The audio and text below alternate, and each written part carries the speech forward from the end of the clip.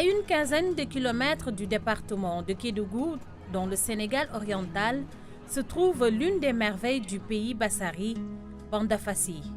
Plus qu'un havre de paix, sa nature généreuse et son relief attirent et impressionnent tout visiteur. Peu à peu, Bandafassi se laisse découvrir.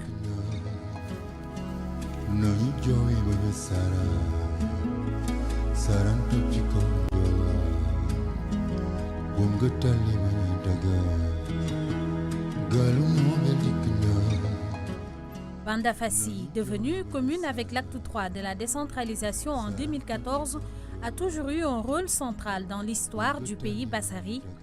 Ancien chef-lieu d'arrondissement, il reste une zone touristique incontournable dans le sud-est du Sénégal.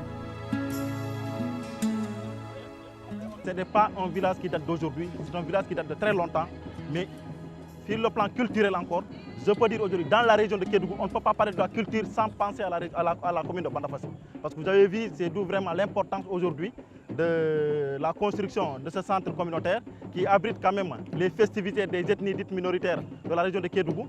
Donc Bandafassi regorge quand même, on peut dire que c'est le centre en quelque sorte, c'est le centre quand même de la culture au niveau de la région de Kédougou. Bandafassi, avec son village communautaire, accueille chaque année le festival des ethnies minoritaires. Après quelques années de pause, il fallait relancer l'événement avec le soutien du ministère de la Culture. Nous avons vraiment mis les moyens pour relancer pour de bon d'ailleurs ce festival-là. Et désormais, je pense que nous allons continuer à organiser régulièrement ce festival-là. Le ministère de la Culture a appuyé et de façon conséquente. Et à partir de cette année, nous allons aussi les accompagner dans la recherche de partenaires. Et une autre façon pour nous de pérenniser en quelque sorte donc, ce festival. On est resté pendant longtemps sans organiser de festival. Et cette période de léthargie faisait que la confiance n'était pas revenue au niveau du bureau. La mise en place d'un nouveau bureau a motivé donc ce dernier en vue de l'organisation d'un festival pour fédérer toutes ces différentes entités. Pour la petite histoire, je dois vous dire que le tout premier festival a été donc organisé en 2002, suivi du second en 2007, du troisième en 2012 et à partir d'aujourd'hui, nous allons vivre ensemble avec vous donc le démarrage des festivités qui marquent donc ce quatrième festival. Au premier rang des partenaires engagés dans la promotion de la diversité culturelle figure l'UNESCO. L'organisme accompagne les communautés dans la sauvegarde des richesses de leur terroir.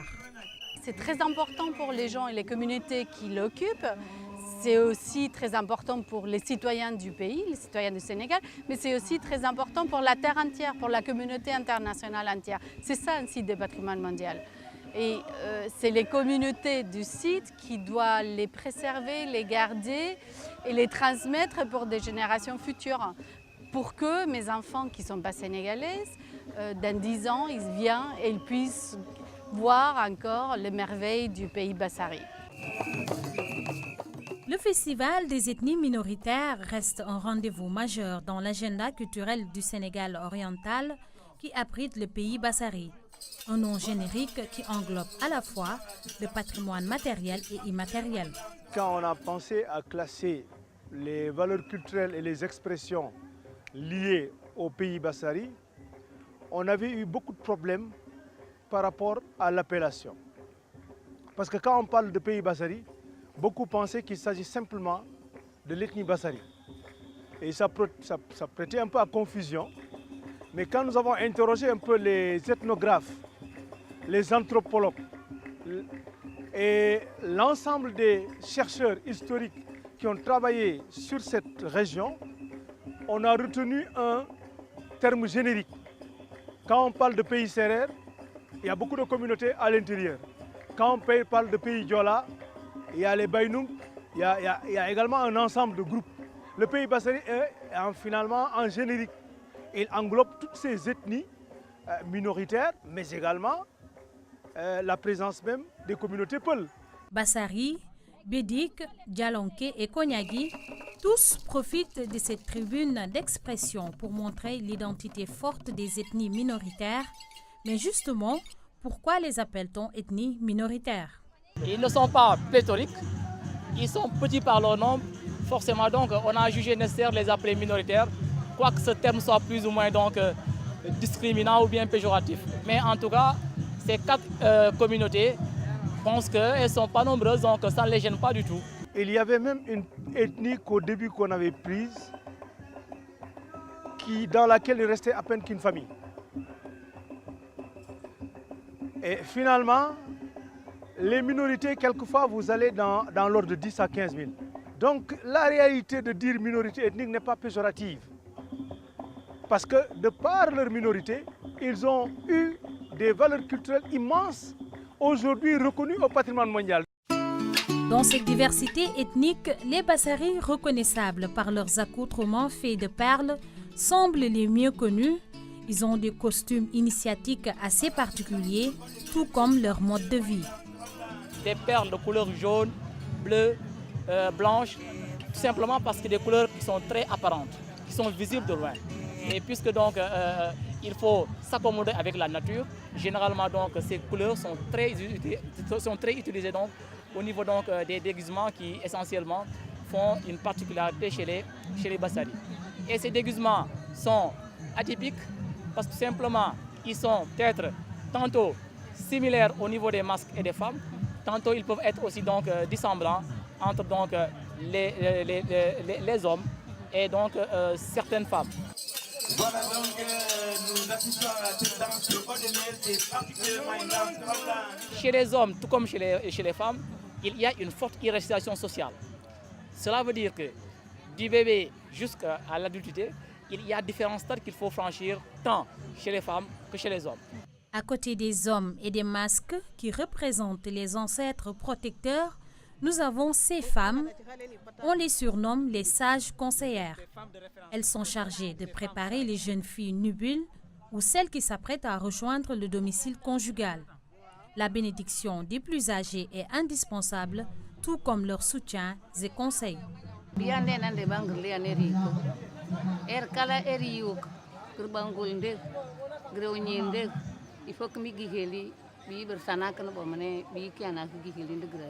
Onyon kini jendo ba shikran parce qu'il faut toujours migéheli gere enga ba sholom kumne na mani no konan il to hande gindi kake il faut man konan e ingande ne mukumi il faut bi kana konan enga ngi koto kana bo gro ba shako. Elles sont la référence. Elles sont en quelque sorte les guides. Quand il y a une manifestation, généralement c'est les jeunes femmes qui dansent. Il n'y a pas quelqu'un pour s'occuper des bagages, il n'y a pas quelqu'un pour s'occuper des enfants. Alors, ce sont elles qui sont chargées pour surveiller les enfants, surveiller les bagages. Et encore, comme conseillères, elles sont conseillères parce que vous vous déplacez d'un village à un autre, ce sont elles qui vous donnent les conseils qu'il faut faire, ce qu'il faut faire, ce qu'il ne faut pas faire durant cette fête. Parce que c'est des jeunes femmes qui vont danser. Elles ont besoin d'une référence. Et ce sont elles qui sont... C'est ça le rôle en quelque sorte.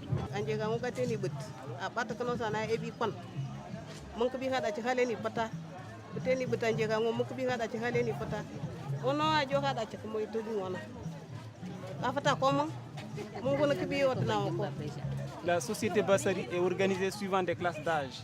Alors suivant votre processus, jusqu'à atteindre un certain âge, la société féminine observe les personnes adéquates sur lesquelles on pourra se confier, on pourra les voir pour des conseils. Alors, les critères ne sont pas vous êtes ça, mais c'est plutôt vous atteignez une certaine classe d'âge, mais quand même vous avez suivi un certain processus sur lequel vous restez une personne adéquate qu'on peut se confier à vous et vous consulter notamment. Parce que gérer une société à l'image d'une famille, ce n'est pas donné à n'importe qui. Et dit à la preuve, la dame qui est assise là-bas en blanc, c'est elle qui l'a protégée. Elle te confie en elle.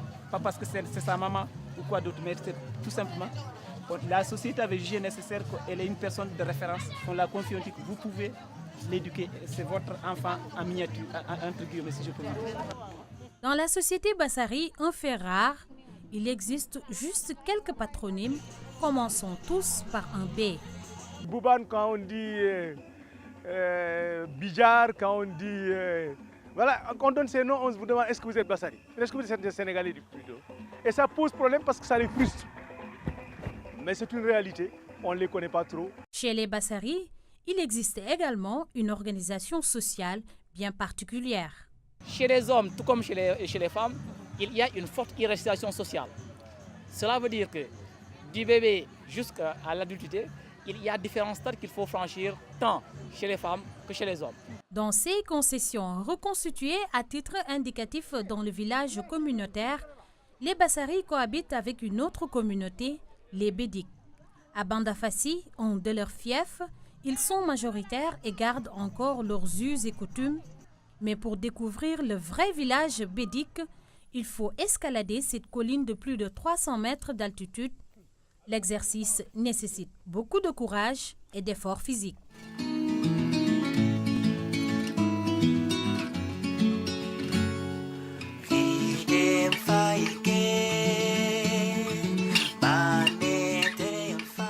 Après une quarantaine de minutes, nous voici à présent à la place publique du village bédik. La disposition des troncs d'arbres, l'emplacement des cases, l'utilisation de l'espace, rien n'est fait de manière fortuite. À quelques mètres de là, nous tombons sur un patriarche bédik, le vieux Camara.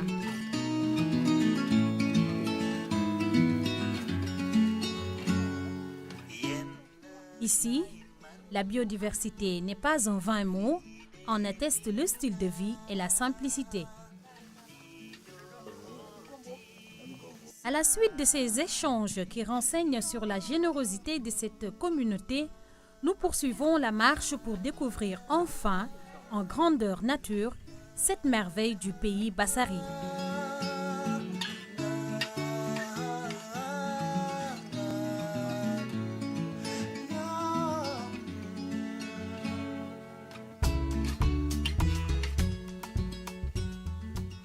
Du haut de ces collines qui s'imposent majestueusement, Bandafassi, avec son village communautaire, étale tout son patrimoine naturel, de même que toute sa mosaïque culturelle, avec les Bassari, les Konyagi, les Djalanké et les Bédiks qui vivent dans ces altitudes à près de 300 mètres.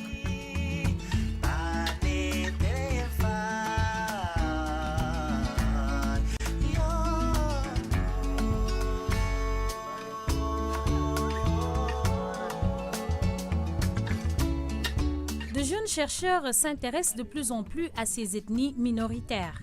C'est le cas de cet enseignant, Alioune Souaré. Il récite par cœur l'organisation sociale des Bédiks. Dès le premier contact à Bandafassi où il a servi, le professeur d'histoire-géographie a été séduit. J'étais fasciné par la culture de cette communauté et à mon retour donc à Dakar, je me suis réinscrit et j'ai essayé de faire des recherches. Et aujourd'hui, je suis en train de finaliser un mémoire de Master 2 dont le thème est tenue initiatique et cérémonie traditionnelle, c'est les Bédiks du Sénégal oriental. Au-delà de l'esthétique, les Bédiks ont une organisation sociale spécifique.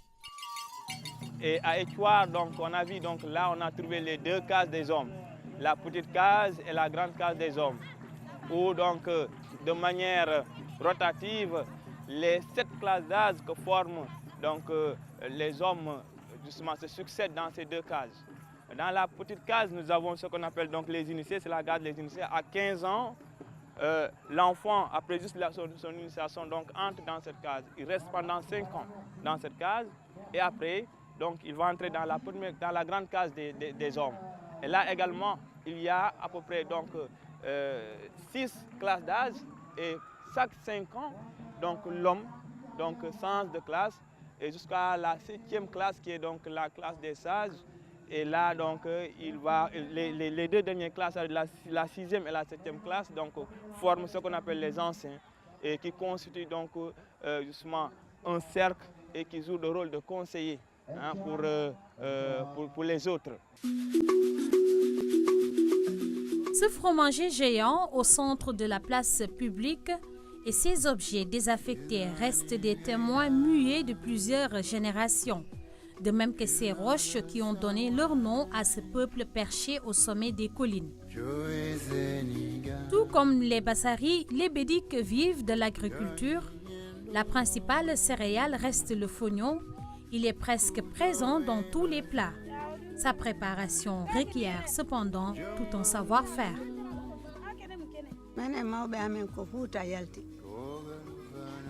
Ko ton ɓe yalti ɓe ari ɓe hoɗi ɗo ɓe waɗi ɗo ko gese wonno ɗo bañanga ɓe hoɗi saare on dow to montagne ko haare ɓe waɗono fellugol pour fellugol ngol ko ɗum ɓe won ɓe doguno Fouta ɓe woni ton joni noon ɓe arti ɗo ko gese men waɗuno kam montagne to woni saare on minen komin ñamata ɗo ayi o condi ɗo min ɗartay min waɗa domi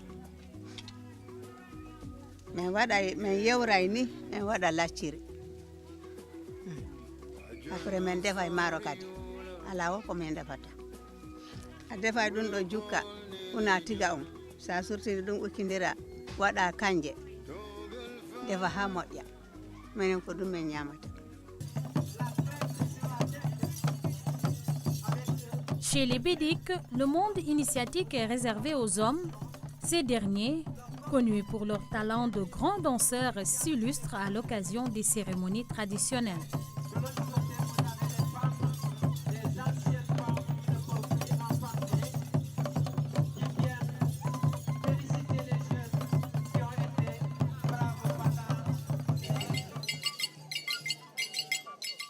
Le rythme dans le sang, les beaux apparats, les Bédiques partagent ces caractéristiques avec les Djalonkés. Venus des contreforts du Fouta Djalon, ils gardent aussi jalousement leurs valeurs culturelles. Par couple, ils avancent lentement pour laisser apparaître toute la grâce et l'élégance de cette danse traditionnelle. Donc le plus souvent, on organise des danses. Montagne Yalungala, mon original na Wuyuka nanna. Nous Djalonkais, nous sommes originaires de Wuyuka, en République sœur de Guinée.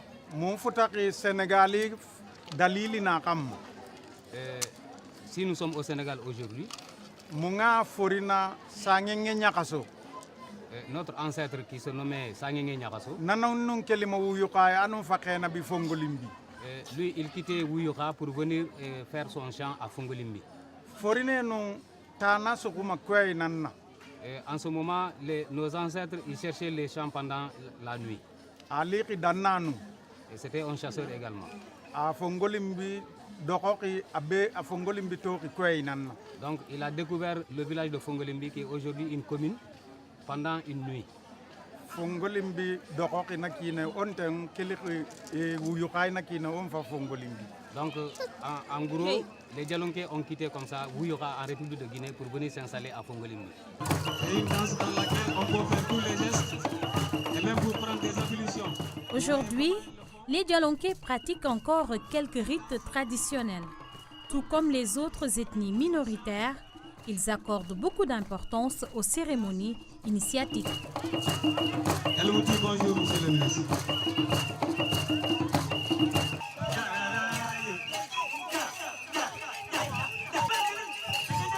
À côté des Djalonkais, il y a les Konyagi.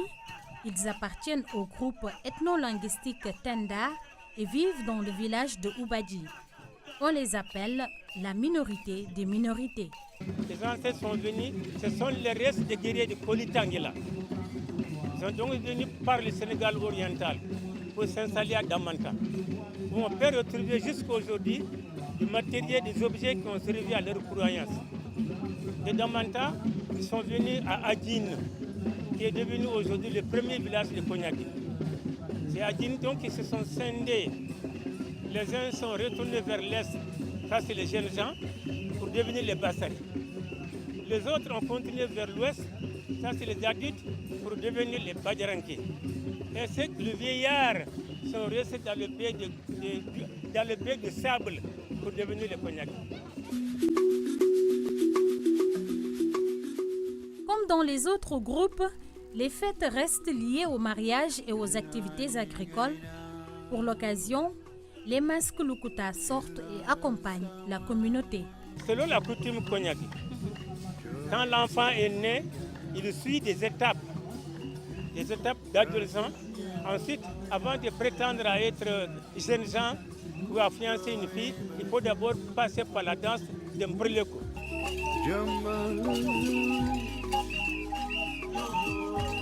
Du côté des filles, c'est la danse de Sampaté.